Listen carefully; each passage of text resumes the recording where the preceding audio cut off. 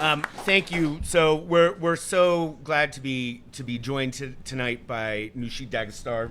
I hope if I butcher your name or any Swedish pronunciation, just blame my narrow American education for that. I think that insofar as those of us on the American left have a sense of Sweden, it comes from this golden age after World War II, the kind of era of where Sweden was the sort of seen as the social democratic dreamland, and the Social Democratic Party, which was in power for 44 years straight from 1932 to 1976, mostly in leading coalitions, but except for a brief period in the early 70s, but really kind of set the terms of Swedish politics along with the trade unions aligned with them. There was a very powerful blue-collar trade union federation, the LO, and they built a society that, in the context of capitalism, I think, by the 1970s, people saw as really kind of the best you were going to do, the best you could get, with such an expansive, the full employment welfare state, which really covered people through social services and various kinds of social insurance in all sorts of ways, and the very centralized union bargaining that was done at the national level, and the way that allowed the Social Democrats and the labor movement to pursue policies that promoted egalitarianism, the solidaristic wage policy, where they would try and equalize wage rates across different sectors. And by the 70s, there was really a kind of leftward turn within social democracy as we see it from the outside. I understand that of a lot of people, if you were on the Swedish far left, probably you saw it a little bit differently and you had a different experience of it. But really, for us, that culminated as people understand it, and the wage earner funds in the mid 70s, the attempt to use to buy up the largest companies in Sweden on behalf of their workers. And people saw this as kind of really this model path towards a reformist road to socialism, a gradual road to socialism. Obviously, the last 45, 50 years have not been, particularly since the 90s, have not been kind to the welfare state, have not been kind to the kind of traditional social democratic model. In the 90s, there was a real retreat by the Social Democratic Party. Lots of pro-market neoliberal reforms were instituted. There was I would say, a transformation of the Swedish political landscape. And in a country that actually relatively late compared to other European countries, saw the growth of a far right, but really since like 2009, 2010, there's been a huge increase in support for the far right. And the Sweden Democrats, led by people, I think their leader, he got a lot of flack recently because he called for like demolishing all the mosques in Sweden. Am I making that up? He said something along those lines. Yeah. And they're, if I'm not mistaken, at this point, the second biggest party in parliament, and they're not in the government. It's a very right-wing government right now, made up of the kind of traditional conservative parties, but they are sort of external supporters of the government. And so you're dealing with a lot of issues around the growth of the far right, around the retreat vis-a-vis the welfare state, around a change in the terms of political debate where issues around crime and immigration are really emphasized a lot in Swedish politics, that, it makes it, I would say, a very challenging environment for the left. And so, I don't want to sound too down. I know there are lots of openings and possibilities, but just to give people some of the context there, so that's sort of the backdrop to what we'll be talking about. And again, so if I'm not mistaken, you've been leader of the Left Party for what, the last 2-3 years? 4 years now. 4 years now. You just stole my speech. Did I steal your speech? I'm so sorry. Famous for bringing down a social democratic government around issues around like rent control, I would say. Yeah. And so you're in this very complicated political environment, but we're so excited to learn all the things that I have not said about Sweden, which I know there's so many more to talk about. And yeah, I guess I'll give it over to you, and then I'll pose some questions, and then maybe we'll have time for the audience to raise some questions as well, if that's okay. Thank you so much for welcoming me here. English is not my mother tongue, so be with me here. USA is such a big influence in Swedish politics. So I count with you to help us in this presidential campaign, because the far right and the right in Sweden is looking at Donald Trump and imitating him. I mean, all over Europe, but also in Sweden. So we are a lot of political, how do you say, people, like activists, militants, but also these people that are looking at politicians. Yeah, analytics are looking at this campaign to see how can we take the far right down. And is Kamala Harris going to do that with her way of talking and with her way of promoting policies and so on? But you're so right. I mean, Sweden has such a different model from the USA. We had like very strong unions. That was crucial. Sweden was a neutral country in the Second World War. So afterwards, we had not been part of the war, and we could build up a very strong welfare state. It's not just for the poor, it's for all the people, which is like the big difference. Because the countries that have been part of the war, some of them have a welfare state for the poor people, but we are all part of it in Sweden, which make even middle-class people and people with high income part of the welfare. They want to pay taxes because they also can go in the public schools, which are like strong and good and well-educated professors there. Now, after the 90s, exactly what you said, we have changed a lot of legislation because of the Social Democratic Party. Mostly, they introduced all these market-based systems. In the first place, in the schools. So a big part of the schools got privatized. Yeah. I mean, in the year 2000, like 9% of the public welfare people worked in private companies. Now it's 20%. And that made the school system very segregated. So now we have working class people in one schools and upper class people in other schools. And that makes the system is falling apart more or less because people don't want to go with each other. I don't know. I think you are familiar with the problems with very segregated schools. Yeah. And yeah. Not new to us. Yeah. The same thing has happened in the healthcare system. Also, it's market-based. People are now the Social Democratic Party and the right-wing parties opened up for, how do you say that, secure systems with insurance system, private insurance system. So now you can like pass the queue and the rich people can come first. That was a big no-no before, but now they have opened up that kind of systems. And this make a division in the public like support for tax paying. If you're paying high taxes, you want to get very good quality services. If you don't get that, you don't want to pay taxes. You can rather like lower your taxes and pay insurance instead. And we don't want that kind of system. I know you have an insurance system here, but we didn't have that. So that is opening up a lot of big problems, and our income gap has grown a lot over the years. So nowadays we have a lot of billionaires. Dollar billionaires. I'm talking kroner now. Well, whatever. We'll look up the exchange rate. Yeah, you look up. It's not good for the krona. Whatever. So now we have lowered the taxes a lot.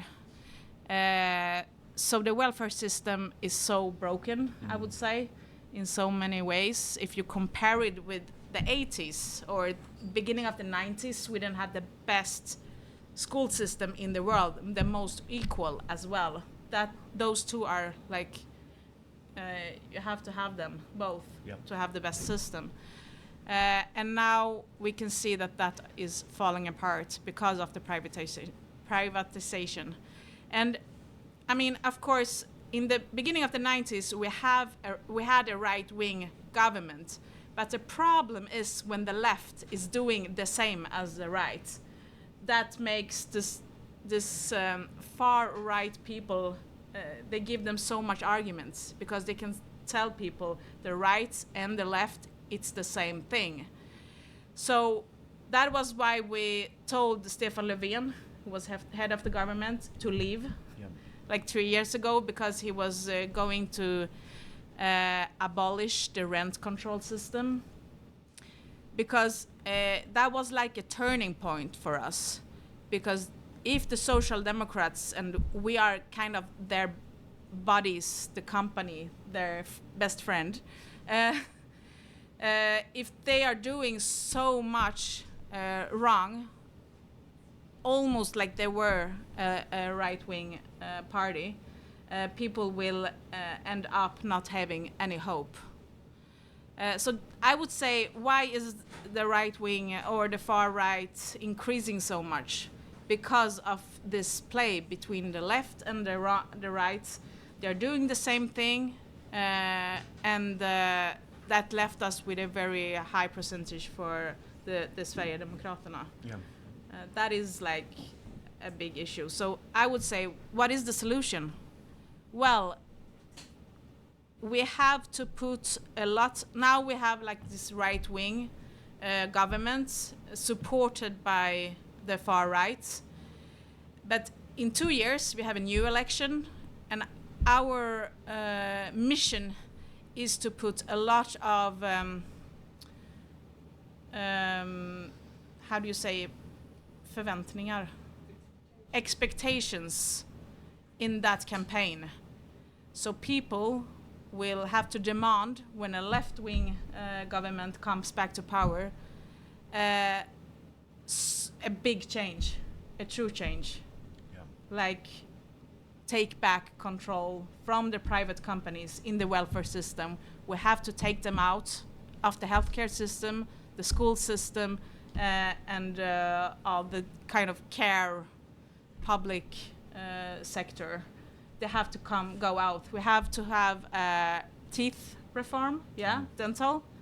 We would like a free dental care. That is very important for us.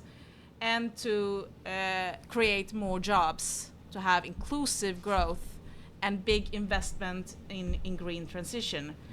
Yep. Exactly now we have a big company in Sweden that it's not going well. They are making batteries for electric cars. And the far-right party, the Sverigedemokraterna, they are so happy that this company is not now very competitive. They have a big problems. They have been hiring a lot of people. So we are seeing that these ex-Nazis, the far-right, they don't root for more jobs, more welfare for Swedish people. They don't want growth. They want companies to like get down, these green companies. And we want the opposite. We are proud of the Swedish industry. We want them to be strong. We are proud of the big Swedish companies that you have here. Yeah. That is a result of a big state, of a big, powerful state that can educate people, they can build roads and railways, that can have like investment in development and new batteries and green transition. So we see that goes hand in hand. Workplace, jobs, green transition, inclusive growth, and they are all against that. So that is also a change we have made, because a lot of people think, okay, they don't like capitalism, they don't like jobs, they are against all the companies. But that is not the truth. The truth is a big state, a powerful state, is what is building big companies that can grow and have good ideas. And people that are educated, working class people, are very smart. They can come up with the new ideas for the future, and they have to be educated as well, and all this makes a better future. Now, this was different remarks, but something like that. Yeah. So, I mean, one of the things that's interesting historically about the Swedish social democracy is that even though unions were very big and like the rates of inequality were very low, as a capitalist economy, it was very successful in some ways. And unemployment was very, very low. Like even in 1989, right before the big economic collapse of 1990, you're talking about unemployment rates of like 1.2, 1.3%, much higher rate. More people were in the labor market than in the United States, particularly women historically. And you've seen a lot more economic problems over the last 30 years, I would say. And you've also seen with that the transformation of the Social Democrats. The Social Democratic Party still gets like 28% of the vote, 30% of the vote pretty regularly. And the Left Party is kind of to the left of that. One of the things that is different about the Swedish political situation is that because there are many different parties in parliament, no one party tends to rule alone. You have to form coalitions and alliances. And so the Social Democrats are always looking for coalition partners when they win an election, which is one of the things that you're talking about, which maybe also gives some bargaining power to the left, I think. Anyway, sorry. There's a lot happening in New York City all the time. Yeah. But the other thing that's interesting is that right now you have this government that you're talking about, this coalition of the right, supported externally by the far right. I think they just presented a budget, is that right? Yeah. Which is just an awful budget filled with tax cuts and more money for military and police and not a lot of investment in the welfare state. I wonder if you think that it will hurt them politically going into the next election, or is that going to benefit who's going to benefit from that? Will it be the far right? Will it be the left? Will it be the Social Democrats kind of presenting themselves more to the left? First of all, of course, there's a big support for the welfare system in Sweden. Like everybody loves the healthcare system. Not the system, but they want more healthcare. They want more educators in the schools. They want more of that. And now the budget presented by the government, they decided to do a lot of cuts, tax cuts for the richest people in Sweden. It was huge. So now they are getting rid of a lot of people in the healthcare sector, like 5,000-6,000 in Sweden. That is a lot, huge amount of people. So I would say, will that affect this government? I mean, in the short sight, yes, they will. But that depends on a little bit also of the debate, because the government now, they don't want to debate these things. Now they have put a super big debate about, for example, if critics against Israel is anti-Semitism, or a lot of other issues they want to put up in the air and talk about cultural things. I don't know. The Social Democrats, are they this or that? So they are very eager to debate other things than real material stuff for working class people. So I would say we have to be very organized in the opposition to get them to confess that this is the result of their policies, and to get them stuck in that kind of debate, because the far right now, they want to talk about everything but what they're just created. For example, the party leader of the far right party just got himself a huge tax cut, and he's getting rid of people, doctors and nurses in the hospitals. And we want to just talk about that, but there is a lot of buzz, the social media buzz. So I think that is like very important to get organized, and all the four opposition parties has to talk about this and put them in the corner, and pressure them and really get them to confess that this is what you're doing. you have a priority, which is rich people in Sweden. It's not getting growth, because they are talking about growth. Yep. If you have a lot of rich people, they say that will grow, but there is no growth in people getting rich. The growth is in investment, and they are not investing. They are like buying cars or whatever. So that is not the same.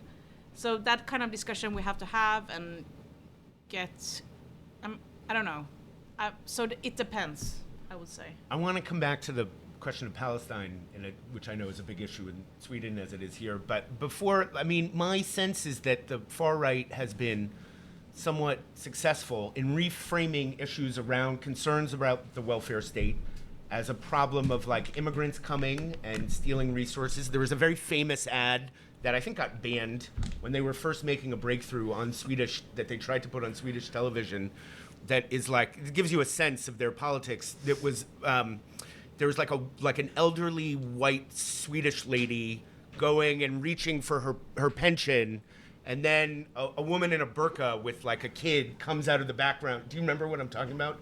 Comes out of the background and like steals it away from her, which is, you know, it's very kind of very openly racist, but also issues around crime, which I think is a huge issue in Sweden at this point. They've really managed to politicize that. A lot of discussion about gangs, and they frame that as a problem of mass immigration and people from other countries coming here. And I just wonder how you deal with that, how you respond to with. Sorry, I know I'm putting you on the spot. So let me give you a background to that. Yeah. I mean, until the beginning of the 90s, Sweden was like very, very, how do you say, egalitarian, equal. The income gap was like 0. It was like the best country in the world, the best schools, best for women. We have, for example, we have childcare.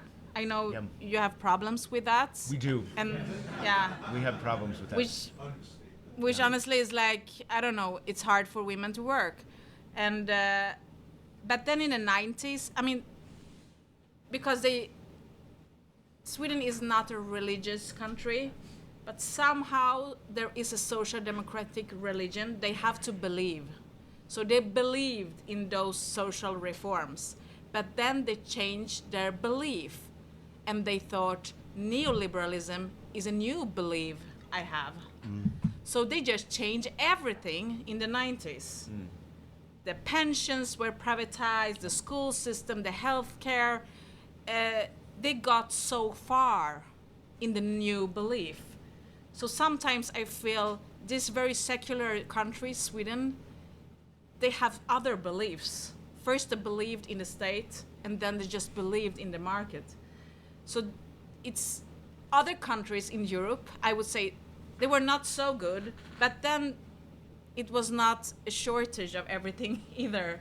So Sweden just got up and just the fall was very steep. Deep, exactly. That I think has shocked people, because the income gap is so. I mean, when I grow up in Sweden, everything was sunny. People was like laughing, and we've seen ABBA.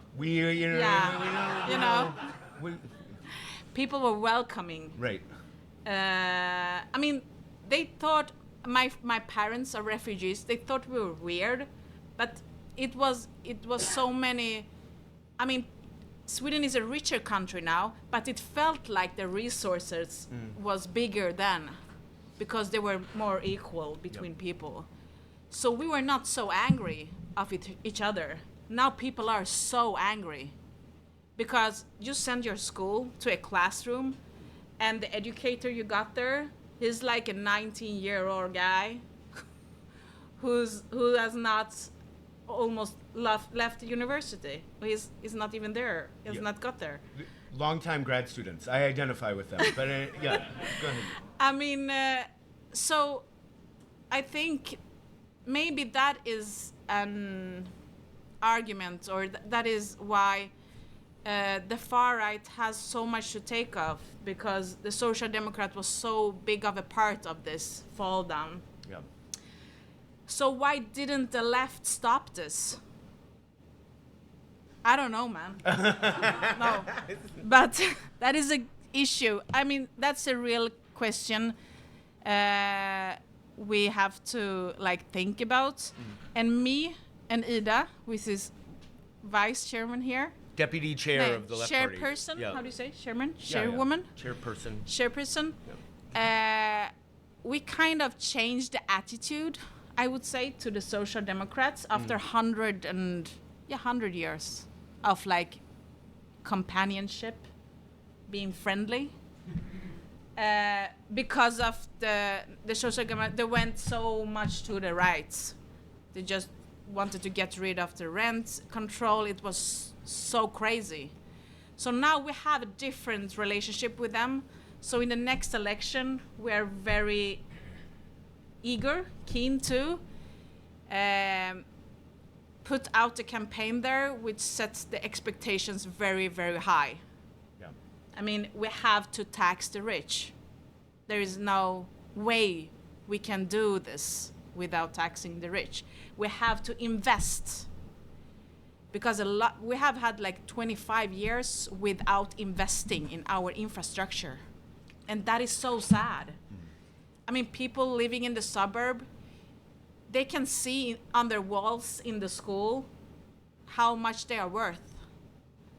Because are they invested in or not? We have to show people, the working class people, everybody, you are worth something. Yeah. We are going to invest in you, in your mother, in your father, in your houses. And that is such a big issue, and we have changed so that relationship. Do they hate us more? Yes. Is it the worst environment between us? Maybe. But they respect us a lot more now because we are not going to let them do what they have done for so much years. Right. So that is somehow part of the answer. Part of the answer. Because, of course, if the right wing and the left wing are doing the same thing, people are ultimately thinking, maybe then it's another person's fault. I don't have money for my children, the food and so on, and the schools are underfunded. And that is, I think, how this happened, because also the left couldn't say, vote for us, we will change it, because we were part of the governmentship or the cooperation with the Social Democrats when they were in power and didn't change this enough. So you're saying that the kind of convergence of the center left and the right around the kind of neoliberal consensus has opened up space for the far right to step in and reframe issues and say the problem is. Do you think that there's been an increased intensification of anti-immigrant sentiment in Sweden over the last few decades? Is that something, I don't know, if maybe that's too hard a question to ask. You know, more racism in... Yeah, more racism. Yeah. Yeah. So it's definitely gotten worse, you feel like, since... Much worse, because, I mean, secure, safe, full communities are generous. Yeah. But angry, poor people are looking for somebody to blame. Scapegoat. Yeah. Yeah. So that is what has happened. And I think since you have so much high expectations, I mean, in the 80s, in the 90s, I grew up in a very nice, light country. Then it sounds beautiful, by yeah, the way. I know. I wish we could go there. Maybe. Okay, maybe I'm exaggerated, but no, I think the expectations and what happened. I mean, after years when you are defunding so much things and the years are going and you are getting older and suddenly you are not getting that pension that you were supposed to get, what you thought in this welfare country. So there is so much disappointment during these years. Yes, and Sverigedemokraterna is like, we have a solution, or the Sweden Democrats, the far right. Yeah, the far right is. I mean, come on, that is what's happening here as well. But you're calling him Trump. He's in a major party, but he's a far right guy as well. Sure. So the right wing, and what's happening as well is the traditional right wing parties, they cannot go with the neoliberal ideas anymore because nobody believe anymore that you can get the richer and that will make growth. I mean, this kind of theories that it doesn't work anymore. Well, they never did. So they are now to get to pass their laws and to do what they want to do, cut taxes and privatize. They have to go with this racist narrative, I would say. Yeah. They're blaming the immigrants and they cut the taxes and privatize everything we have and selling everything out. But they cannot do it with their narrative they had before or what they believe in by heart. So because this is nobody likes that. So they can see that they are more successful with the immigrant narrative. So that is, I feel more and more right-wing parties are using that to do what they always have done. Like the traditional pro-capitalist parties that run the government, like the Swedish government right now, the prime minister is from a party called the Moderate Party, and there's the liberals, but not liberal in American sense, like pro-market liberals, and I think it's the Christian Democrats also. You're saying they're kind of tailing the far right on the anti-immigrant message right now more and more, and that has kind of moved things to the right. They don't want to talk about their budget. Right.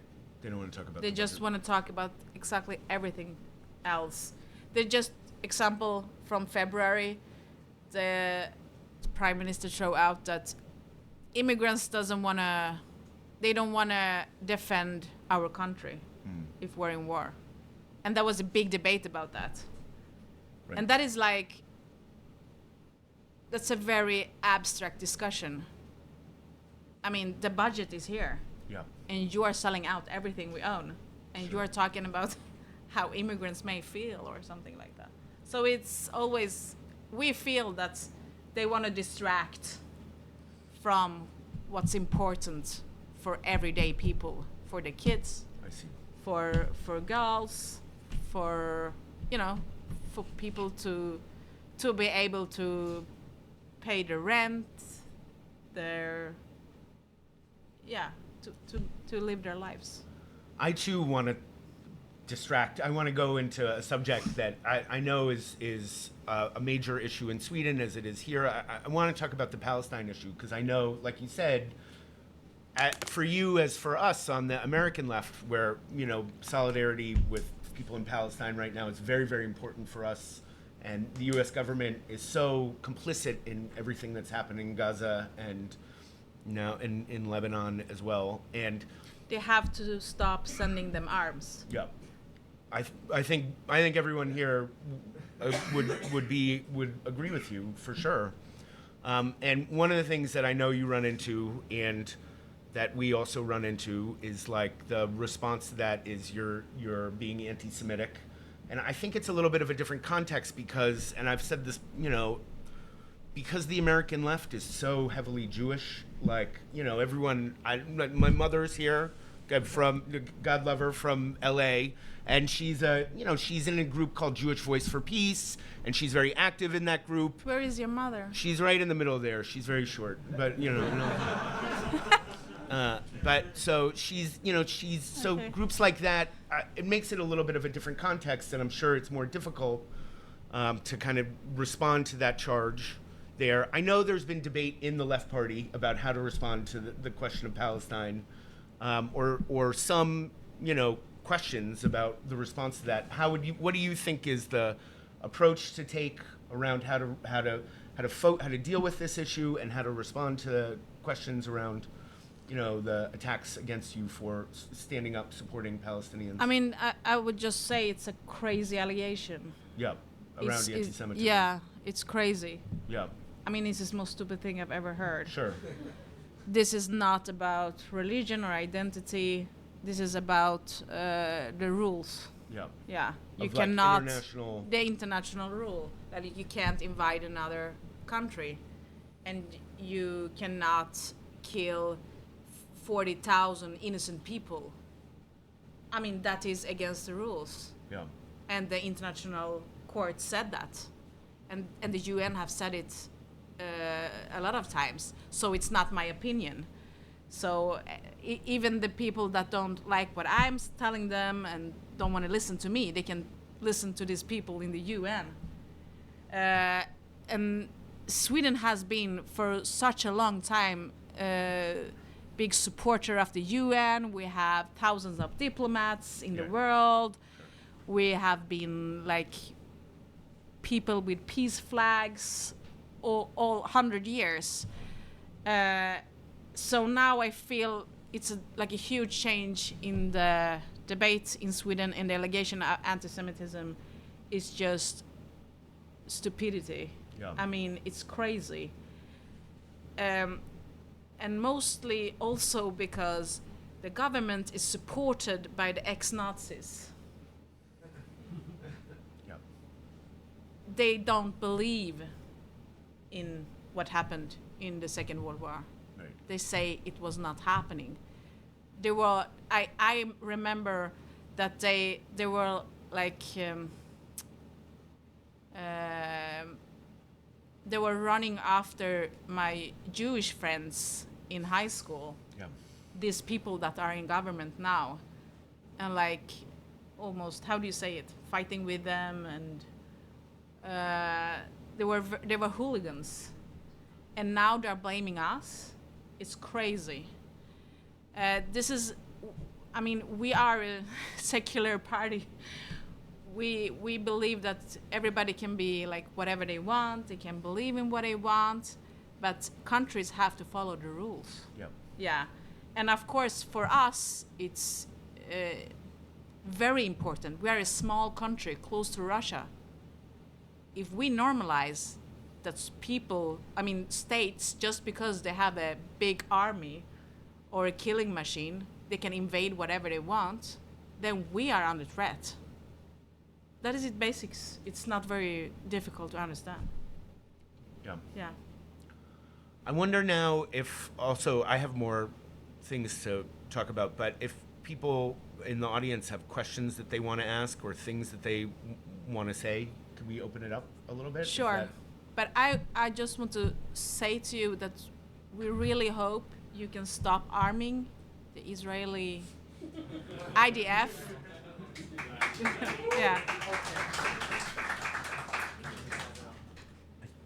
Because that is really not a nice thing to do. I mean, I think it's a central issue for...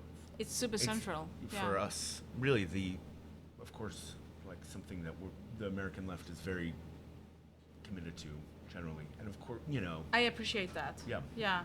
Because we are trying to do that in Sweden as well, to stop all the armed affairs between Israel and Sweden. Yeah. So the demand around like an arms embargo and to change that relationship. People want to have questions or things that they want to raise, questions that they want to pose. I'll call on you first, and also if you raise your hand, I'll try and keep a list while Karen is speaking. So I have one from a comrade who couldn't make it. I'm going to read it out. A question from someone who's not here but is online, watching online. Yeah. Yes.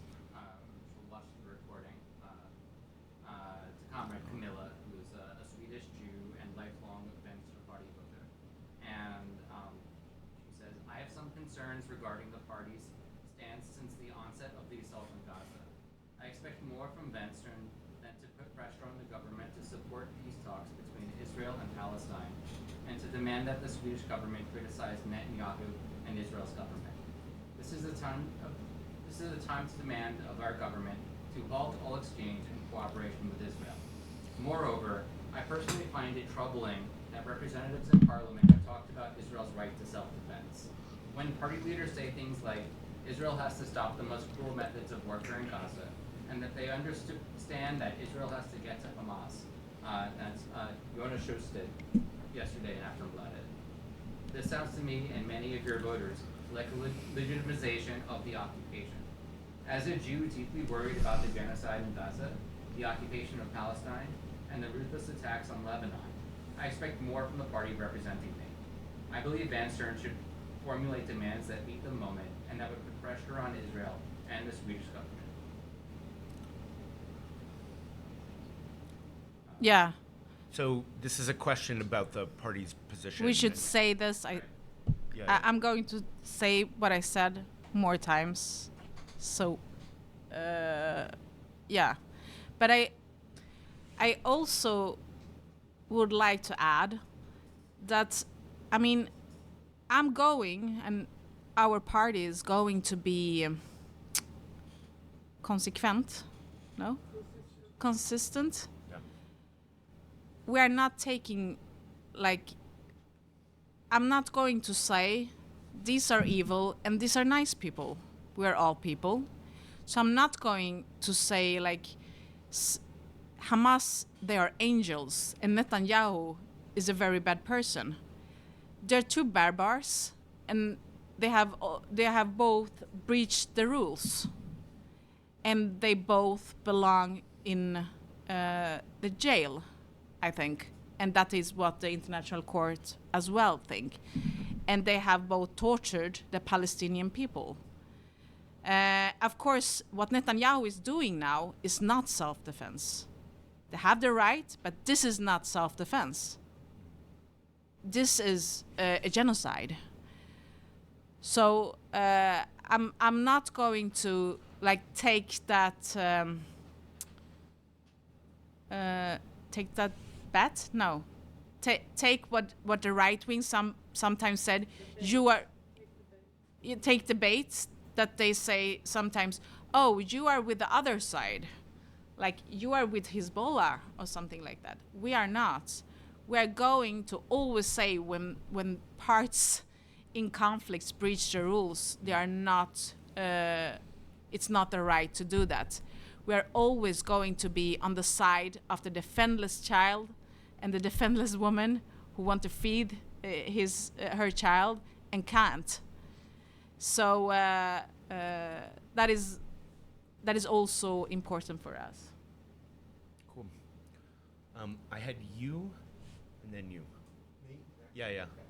So I'll try to ask this in as brief a way as I can. I would like to know sort of what the long-range vision is of your party, in the sense that, do you want to establish socialism in Sweden? What does that mean? How do you think you could get there? Because I'll add editorially, I don't think socialism is ever going to be voted in, because electoral politics comes up to a limit at some point in terms of what it can accomplish when you're within a system that is designed by your enemies. Okay, Basically. so Yeah. a question about the long-term strategy and electoral strategy. We will always vote and have, like, electoral, how do you say? Well, we must always have voting systems. So that's why I think we are going to think of what we are going to do today and for 10 years and 20 days. But people have to choose always. So I'm not going to choose for people 100 years what they're going to do. But our vision is a green society with high salaries, good jobs, good houses, good lives. And I believe it's hard for me to point out what's going to happen in 100 years. We have other technology, we have AI, we could do 100 of other things. So I'm kind of this practical person that wants to see what can we do today, Sure. and what can we do in 10 years maybe. Yep. But we have always ask people, is this the right way or the wrong way? Yeah, and particularly if people have questions or thoughts about the kind of immediate political context in Sweden, that would be, I think this is a really good opportunity. Go ahead, I have you. You. In the glasses right there. Yeah. Yeah. My name is Eric. I am a retired transit worker. I was for a number of years the vice chair of the track department, and I was elected to that post as an open communist. So all the nonsense about how if you tell your fellow workers that you're a communist, they'll run away screaming. It's proven over the years to be nonsense. I have a few questions. One question is, what are the origins of the Left Party? I know it's got a long history, so can't go into too much, but I'd be interested in hearing that. I got you. And will, of course, color the way that the workers in Sweden are acting today. Another thing is that I believe that we are now seeing in this country and not long after, I think, in Sweden, renewed statism. That is to say, the capitalists who run Sweden, run the United States, are seeing a drop in profit rates. Okay, Eric. Okay, quickly. Yes. So that being the case, they'll want the state to step in a lot. Trump is doing it, and I'd like to hear how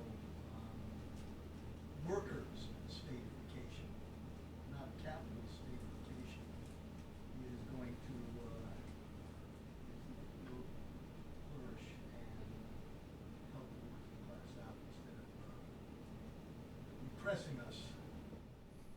Okay, so a question about the history of the Left Party and about, I guess how the state is stepping in.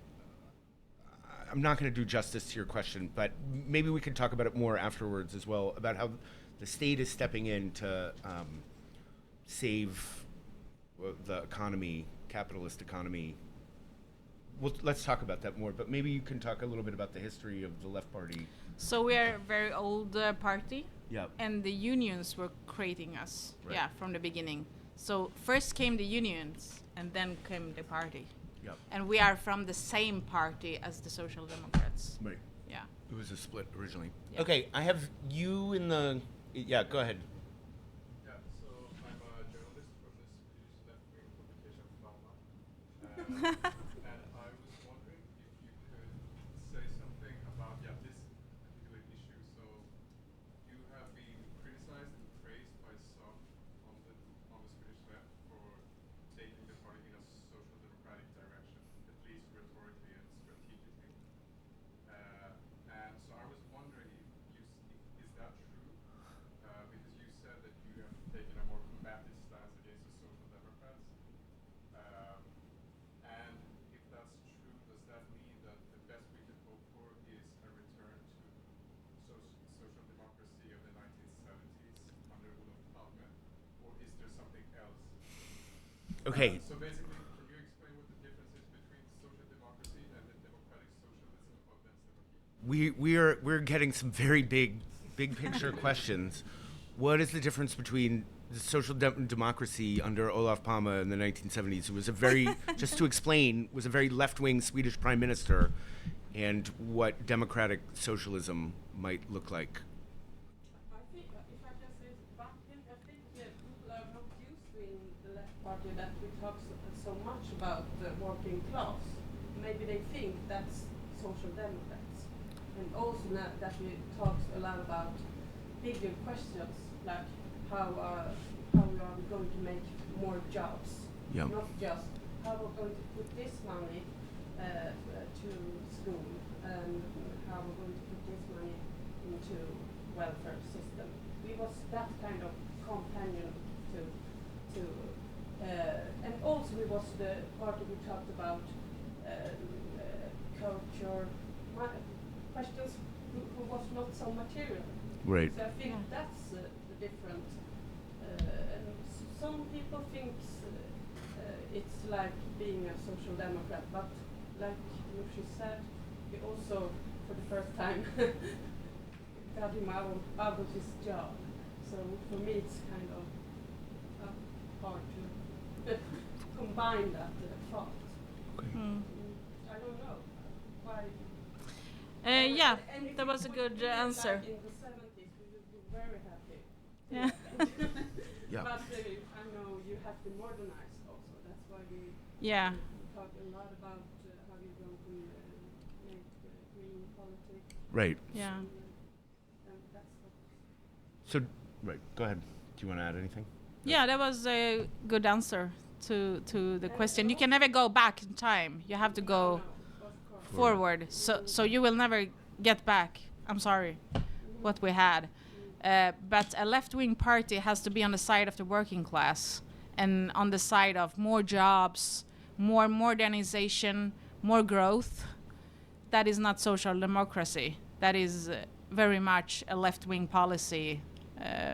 I would say what we have been elaborating. Because it's like what Ida said, a left-wing party could also be, I don't know, I don't want to be mean, so I don't want to say this. I know, I'm so So curious. be all in a very narrow, like, what Stuff are it- we calling each other? Or, you know, is it right to say this and say that? Or being very abstract discussion points? Or just be in the foreign politics, or just be in the small issues. I feel that is not a threat to the Social Democrats. That is not a powerful movement to change the ordinary mother and father's life in Sweden. That is what we have changed. Like, we have to be more in the big policy discussions and And I think also if you think socialism, you have to be in the conflict workers and Yeah. capitalism. Yeah, yeah. You yeah. have to be, where are the big fights? So today? socialists need to be engaged in real practical class Yeah. struggle in and the big and- fights. and yes. tangibly improving It's people's a big lives. fight because you sit and read a book about 100 years ago or Yep. 100 years after. Right. Yeah. And you can't go back to the 1970s without bell bottoms. You have to And- see what's going to happen about 100 years. Sure. forward. Yeah. You have to be now. You have to be here. Yeah. Go ahead. I had Jeremy in the back, I think. Yeah, question just on, sorry, one second. Our run club is having a race, you know, there's a lot of things going on. The Socialist Run Club just came in. Question about Wow. sort of how you see, You have been running? it's a just one club. Okay. Cool. Good for you. My question is sort of how you see the social base of the rising far right in Sweden. Like, who do you see as like the far right's kind of key voting sectors? Who do you see as your social base, like your key voters? And what kind of parts of the population do you imagine yourself sort of expanding into your party? Where do you see areas for potential growth on the part of the Swedish Left Party? So, like, what's the base of the far right? Where are they winning votes? Which part of the population have they Vill du svara på det? made inroads into? And then also, what's the base of the left? And what could be the base of an expanded left? You know.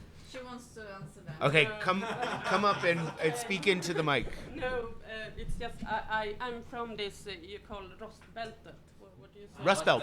Yeah, so that's me. But I have a Hillary jacket on.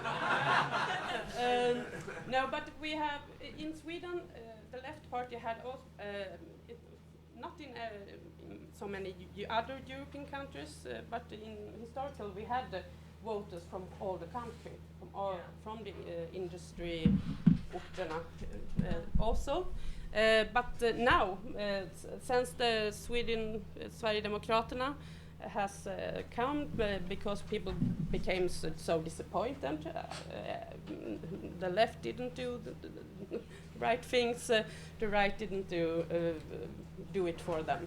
So now, of course, the right-wing voters lives all over the country. We don't care about the right-wing voters who is very rich or something like that. But of course, we want to people to when they vote or then when they decide are going to do that. Hur säger man utifrån? Within what position you are in. If you're a worker, you should vote for the Left Party. Yeah. Because You want to reconquer the yes, and that's important. We don't want to be a big city party. Soon we are going to be. So we have to work on this, actually, because you have to be over the whole country, I think, if you're going to be a strong movement and you not to just get this woke party. I don't think it's. I don't want to sound like Trump here. I'm not like that. But I think it's important that you can see yourself in each other, because you have the same issues in the city's suburb and in the Rotsbältet in Sweden. Cool. I had you and then you, and yeah, I got you guys in the back. Yeah, go ahead. Okay, hi, I'm Gustavo. I'm wondering, what do you see as your party's biggest successes of the past 5 to 10 years, or the biggest successes of the left in Sweden? So what have been the big successes? Well, 3 things. First of all, we stopped the abolishing of the rent control, so we got rid of the prime minister. And then we put him back 3 weeks after, but he also put away that He abandoned the law, Yeah. the legislation. After that, we social security, for ill people. When you get like a cancer or something, you have to have a paycheck. And insurance for people with disability or illness. Illness and disability, both. We how do you say? We made that a lot better because the government before us had really destroyed it, and actually. We had we were not in the government, but we were cooperating with the Social Democrats the 4 years before that, but we didn't manage to do anything about it, and now we did, like 2-3 years ago. That was a big accomplishment, and the biggest raise in pensions in 25 years for those with the lowest pensions, with the 1,000 kroner in the month. Yeah, which is low. No, that was the raise. Oh, I see. They didn't have just 1,000. That would be like really sad. That would be low. The raise really was 1,000 kroner in the month. So that was those 3. And they don't take it away. Yeah. Now we have changed the government.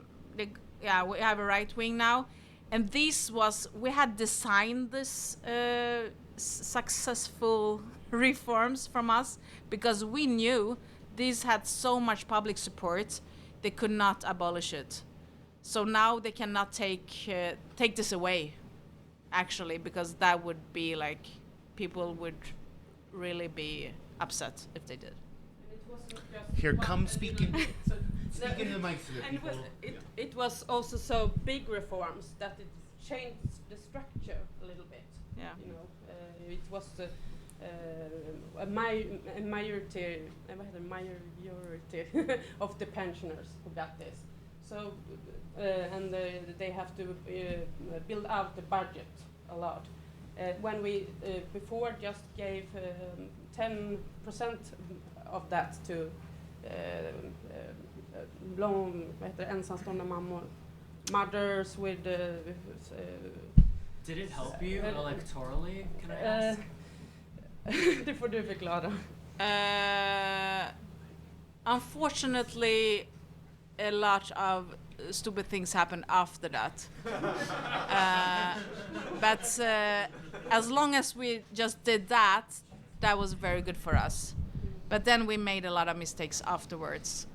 which we shouldn't have done. You know, for someone who says they don't speak English well, you have a way with words that really, I feel like a lot of stupid things after that kind of capture so much.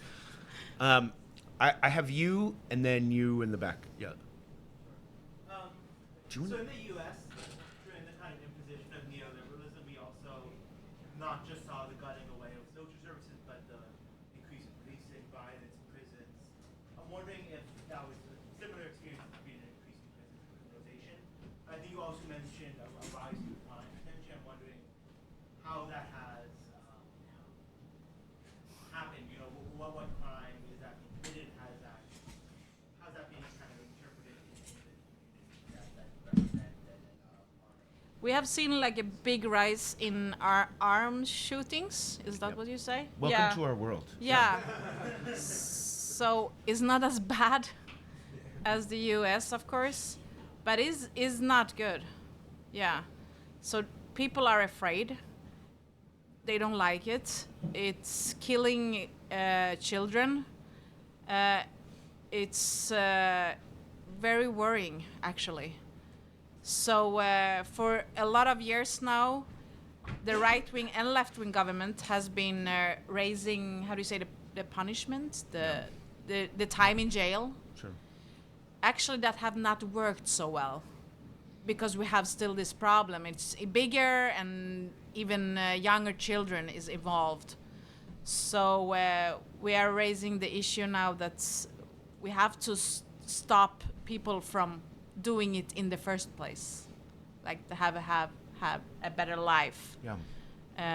And parents has to have a job. So you want to And money. reframe the issue of public safety to say you have to get at the root causes, the root issues, and you can't Yeah, because just say we have throw seen everyone that in prison. Only time in jail didn't work. Yeah. So, but now, for example, there have been a big scandal because vulnerable kids, when they when social, how do you say, authorities take the children from the parents and put them in like places where you have to get treatment and so on. Yeah, they have. It's supposed to be a nice place when you get treatment, but all these treatment services, they are all private and very weird, and even criminals are owning this kind of sector, these houses and treatments.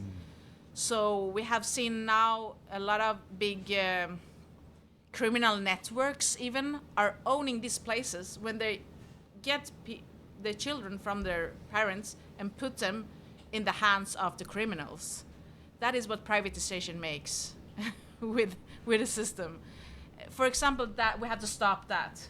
The state has to own this, have total control over this kind of treatment. We cannot just give away everything we own to people we don't know. So, for example, that is now a big issue, and we have to, of course, minimize the income gap between people, and put a lot of more money in schools, so on. Yeah. Cool. I have you in the back, and then you. Yeah, you. Oh, I was thinking of asking about the very interesting topic of European Union politics and your coalition. It's the European Left Alliance of People on the Planet. Did I get that correct? But anyway, I have a lot of friends in Poland, their Left Party, and they've been very interested in European inter-left cooperation as it concerns security with Russia on their borders, and their feelings of trepidation, another possibility of a Trump presidency, and working with other Baltic nations who have their own sort of security architecture among European-only countries in the event of further Russian aggression. I'm curious, where does your party stand on that? So it's like European cooperation and defense and questions about. Yeah. Sort of, with NATO being sort of up in the air, we don't know. God knows what, with. Yeah, so Razem is a good friend of ours, the Left Party in Poland. We are very impressed by their campaign they had when they got rid of the long-term right-wing government, which was very oppressive. Awful. They took away the free media, and they were very bad. So that is very optimistic.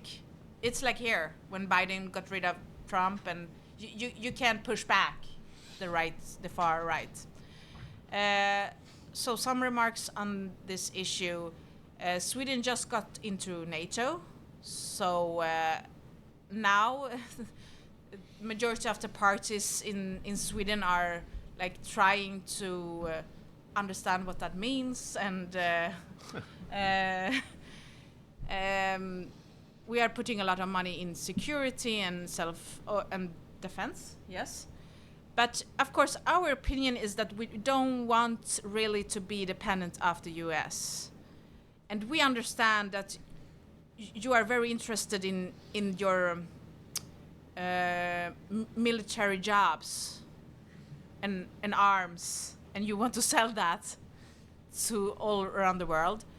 And we have like a different view on that. We feel we get very dependent on the US, and the US is not always in our interests. They don't.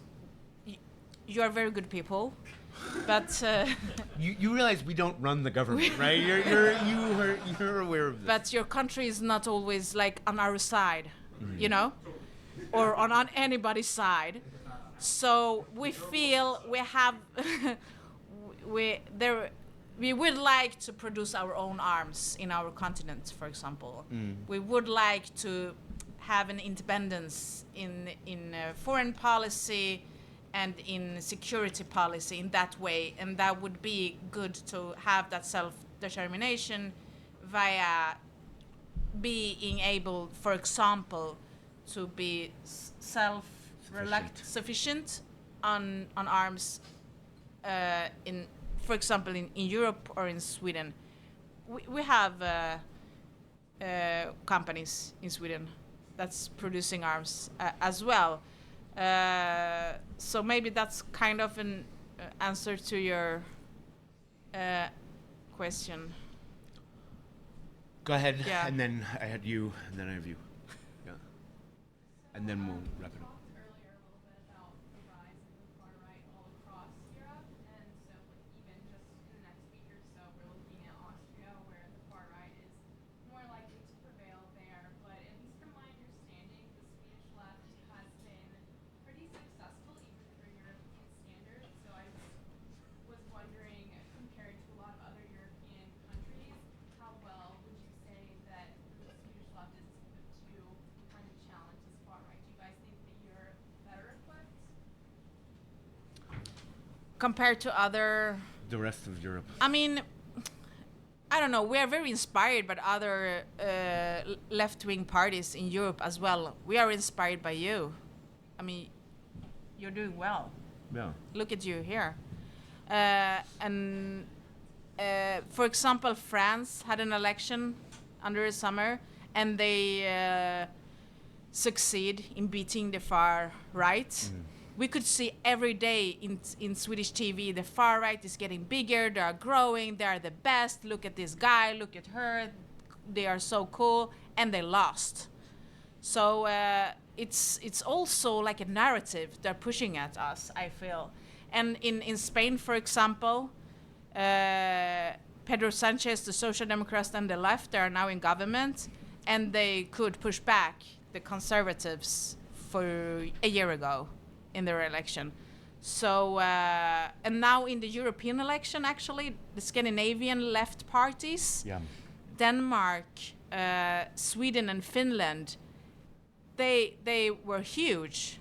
They had like, I think the Finnish left party got like almost 20%. That is historical. Also the Danish.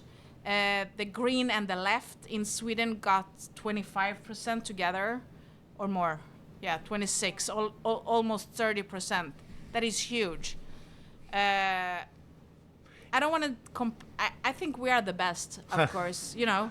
But it is it's an interesting thing that it feels like there was this Scandinavian exception in the European elections, where in France, before they were defeated in the legislative election, the far right did quite well in the European elections. But in Scandinavia, it does feel like the left did better in European elections.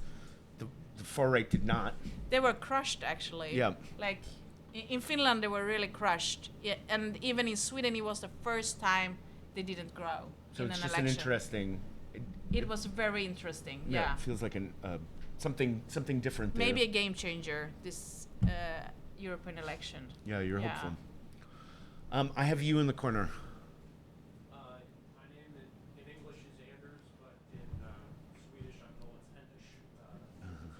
But it's something we run into a lot in DSA. People say that we're actually trying to emulate Scandinavian-style socialism or social democracy, and a lot of people mean that in a good way. But a criticism we run into sometimes that I want to get your thoughts or maybe advice on is people say that Scandinavian countries are smaller populations and are more homogenous than the United States, so it's not possible to reproduce that kind of system here. What do you say to that? You understand this? This is an argument that when we say it's possible to build big welfare state or a different kind of social model, and you can tax wealthy people and spend a lot more on welfare, people will say, well, the countries that did that, and they often think of Sweden or maybe Denmark, they'll say, well, those were very small countries compared to us, no offense, with historically more homogenous populations than the U.S., as we think of it, right? Like more homogenous and less racially diverse, people would say. And so that's an argument. Is this probably on the other side? This isn't an argument you're so familiar with. It's one we come up against. Never heard of it. You've never heard this No, argument? No. Yeah. The bigger the better. Yeah, bigger the I better. think it's the opposite, actually. It's totally the opposite. It's easier in a big country. Of course, it's much easier. I mean, the problem in Sweden now is small villages, because you cannot, you don't have people enough to defend to build a hospital, for example, in some place, because you have to have like, people there. Yeah. You know, so it's I would say it's totally the opposite. And also regarding like business, I mean, we have always this issue that you can't tax like rich people, they will move out, or you can tax big companies, they will move out. Yep. But nobody will move out of the US. Yeah. But So that used to be our argument why you should not build the European states. We don't speak the same language. We are not the United States. No, There's yeah. Too many differences. So I just think that's just bullshit. no, Yep. I think more people easier to build like systems, you know, and to be able to fund them. And I mean, it's the same in Sweden, for example. It's the big cities that has like money and funding Sure. for, you know. Yeah. I suppose it's the same thing here. Yep. It I is. mean, big cities can build better systems, actually. Yeah. So you should do this better than us. Okay, we're gonna take 3 more questions. Maybe, well, who I had you and then you and then a quick one. Go ahead. Yeah, this is probably quick, but there's been some industrial action between the Swedish labor unions and U.S. multinationals. Certain one, particularly Tesla. Tesla. Yeah. So industrial action against Tesla. Yeah. Go ahead. And possibly other ones as well, right? I mean, this is something that has done very well with the consensus. In terms of its union setup. So just wondering if that presents an opportunity for parties, for your party to kind of capitalize on issues like this, kind of stand on the side of Swedish labor against multinational capital. So, very good question. This has been huge in Sweden. Like the Swedish unions, they are the first to fight with Elon Musk, and he's the richest man on the earth. and the Swedish Union, look at us. So it's like good story there. Yeah, we have been helping them, and we are trying to help them. It's complicated though, because he's very rich. So he's not backing, or he's not giving up. In Sweden, companies, they just agree when unions are doing this, going on strike and not working. But Elon Musk, actually, he's not a really traditional guy. So he's not doing that. So we have to see how this, what the result will be. But of course, we are supporting the union. And we are very happy when we see this guy from the automobile union here. He looks very... Sean Fain. Sean Fain. He's the president of the United Auto He looks Workers. like a very cool guy. I don't know if you like him. Yeah. Of course. And we love to have this bridge or something that we can, because we saw the automobile union, they got on strike here as well, right? With Ford, right? All of them. They struck all of them. Yeah, but in Tesla, Tesla was. Yeah. So it's complicated. They struck against what we call the big three automakers. The big three, and they succeed, right? Yeah, they were very successful. I think that was very inspiring for the Swedish union, IF Metall. Yeah. So that was a very good thing when they could hire their salaries so much. Yeah. So that is why I don't want to say that is why, but the Swedish union were very inspired by that. So I hope these two movements of unions can talk to each other and be strong together. And we are really rooting for the Swedish union. Of course, they are now cooperating with all the Scandinavian unions, but it's a hard fight because Elon Musk is very stubborn, and he's not giving up either. So we have to really be strong and keep up this strike, I think. Yeah. Go ahead, in the way back. I know you have another one.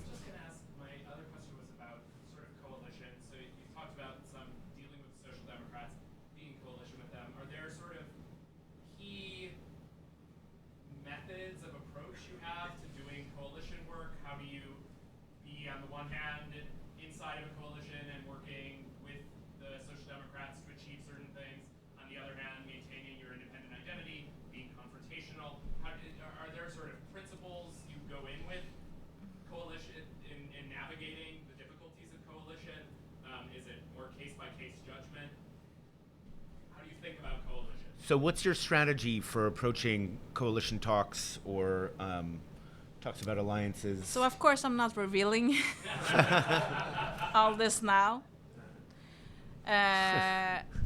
But the funny thing with our party is that we have, as I said, we have been in the parliament for 100 years or more now, right? I don't know. Yeah, more than 100 years. We have never been in the government. And that is so weird for us. We think that's weird. So we have to be in the government. That is a key. Because, not only because we are not trusting our partners that much, because we have been outside the government before and it didn't work. As we have said, Sweden has been falling down, in equality and in everything we have talked about this evening. So, that's very important for us. And I will talk to you after the... Privately? After the elections, how we... I see which what you're plan saying. Not we privately. Yeah. You're not going to reveal anything even after this. But so the Left Party was had an agreement with a social democratic green coalition government at some point in the late 90s or early 2000s. Is that right? We have had that for years, of course. But wasn't in the government, didn't occupy positions in the government. We have had that no for 20, 25 years, of course, this collaboration, but we have never had in the government. Right. Yeah. Go ahead, last question. So this one's a little bit easier for me. I used to live in Sweden, so I think for one quick clarification, when you speak about the suburbs, you're speaking of like Lilleholmen and Poor. telephone plan. Like, exactly. So for people here who are like in New York City, we think of suburbs differently. Yeah, So it's like true. In Sweden, it's working class, largely immigrant Yeah. neighborhoods that are. I'm sorry. Yeah. No. And we would like they're like Queens and Brooklyn, but not the single family homes in Queens. Like apartments. So the clarification is that But when we met with Vänsterpartiet people a couple of years ago, we talked about the debate within the party whether to focus on the suburbs or the Rust Belt, and I'm curious. Like you mentioned that the party has to do everything, but the demographics are very different between those two areas, and also the base of the Vänsterpartiet is closer to the suburbs than it is to the Rust Belt, right? At this point. So how do you reconcile that? And then also you mentioned the disinvestment from the suburbs, like and how it's evident in the material conditions. Like what is like how is that focus going right now? Okay, so I'm the finance spokesperson also, and vice, yes. But actually, when we looked how people in the suburb, but not desperate housewife suburb,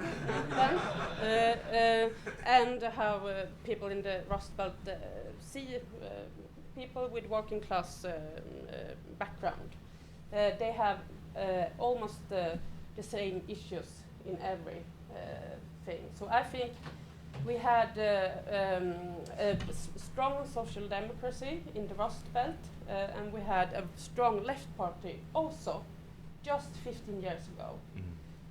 It's not like these people never going to, believe in we can change this system with welfare and just going down and the rich taking it all. But of course you have to be at both in the suburb and in the Rust Belt. And we have people who live there, so I don't have to be everywhere. And then Nooshi talks in the media. She can just take those questions that people there and there think it's important. I don't think we should, talk about questions that make these groups stand in opposite position. Just try to make people see themselves in each other instead. But you cannot do like the Social Democrats have done in Sweden. Oh, we want to win back the Rust Belt, so we are going to be like a little bit racist. Because it's not our values, it's not good, and it doesn't work anyway. Everyone just, I want more racism. Now everyone talks about that. This man is the angriest. I will go there and vote. So we don't do that. Instead, we try to increase people around welfare, jobs, and that kind of things. Do you want to add anything? No. That was perfect. Okay. Well, I want to thank everyone for coming out. Obviously, I want to thank our speaker for being here and thank you talking to us. Yeah, it was really our pleasure. Yeah, you know more about Sweden than we're excited. Most of us. Excited to have you. Thanks so much.